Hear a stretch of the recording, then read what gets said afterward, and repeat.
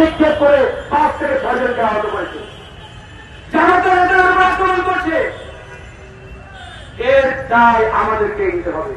কারণ আমরা ভোটার, আমরা দলবি, আমরাই বলেছি তারা রাজনীতি করুক, তাদের রাজনীতি করার অধিকার আছে। সরকার নমনীয়, সরকার উদারতা দেখাই, কিন্তু আমাদের একটা বিষাক্ত সাপ, এই কথা আমরা শুরুতেই বলে আছি। এই সাপকে বিশ্বাস করলে এই সাপ আপনাকে সবাই মারতে দেরি করবে না।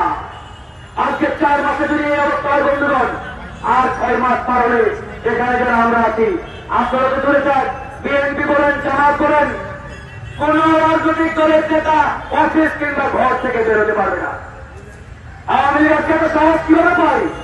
রাজপথে হুঙ্কার দেওয়ার সাহস এজন্যই তাই, তারা যখন ডানে তাকায় থেকে আমাদের লোক, বামে তাকায় থেকে আমাদের লোক, সামনে তাকায় আওয়ামী লীগ, পিছনে তাকায় আওয়ামী দোসর, সব জায়গায় আওয়ামী দোসর। এই সচিবালয়ে 95 বার চেয়ারে খনি হাসিনার নিয়োগপ্রাপ্ত আমলারা এখনো চেয়ার দখল করে রয়েছে। সব জায়গায় ওয়ার্ড থেকে ইউনিয়ন এমন কোন জায়গা নেই যেখানে 95% চেয়ারে হাসিনার দোসররা বসা নেই। প্রত্যেকটা জায়গায় খনি হাসিনার দোসররা বসা। এই যদি ওই অবস্থা বন্ধুগণ, তাহলে বলতে হয় এই আওয়ামী লীগকে আমরা, আপনারা যেভাবে উদারতা দেখাচ্ছেন, দরদ দেখাচ্ছেন, মায়া দেখাচ্ছেন, এই বিষাক্ত সাপের যে ছবল, এই ছবল খাওয়ার জন্য আমাদেরকে প্রস্তুত থাকতে হবে। একবার এই কথা ক্লিয়ার।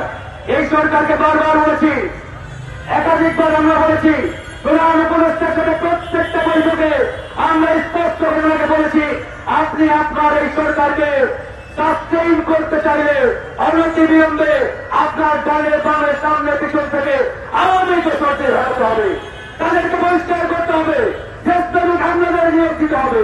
কিন্তু তারা সেটা করে নাই।